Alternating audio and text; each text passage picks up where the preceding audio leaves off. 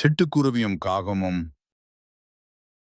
ஒரு காட்டில் சிட்டுக்குருவி ஒன்று வசித்து வந்தது. அது எப்போதும் அமைதியாக இருந்தது.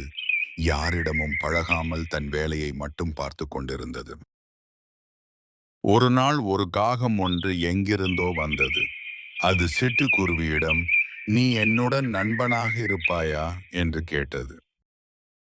சிட்டுக்குருவியின் புது நண்பனை பார்த்த மற்ற பறவைகள் சிட்டுக்குருவியிடம், "நீ காகத்துடன் பழகாதே, பிரச்சனை வரும்" என்றன. ஆனால் சிட்டுக்குருவி கேட்கவில்லை. ஒரு நாள் காகங்கள் சோளம் விளையும் நிலத்துக்கு உணவு உண்ண செல்வதாக சிட்டுக்குருவியிடம் கூறின. சிட்டுக்குருவியும் காகங்களுடன் செல்ல ஒத்துக்கொண்டு போனது. நீண்ட தூரம் பறந்து வந்த காகங்கள் பசியில் சோளம் சாப்பிட ஆரம்பித்தன. சிட்டுக்குருவி அமைதியாக மரத்தில் அமர்ந்து காகங்களை பார்த்து கொண்டிருந்தது. காகங்கள் வயலில் சோளத்தை நாசம் செய்வதை பார்த்த விவசாயி கம்புடன் ஓடி வந்தார். அதை கண்ட காகங்கள் எல்லாம் பறந்து விட்டன.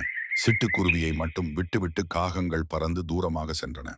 சிட்டுக்குருவி விவசாயியிடம், "ஐயா, நான் எந்த தவறும் செய்யவில்லை" என்றாலும் விவசாயி கேட்கவில்லை. அவர் கொண்டு வந்த கம்பு வைத்து சிட்டுக்குருவியை அடித்தார்.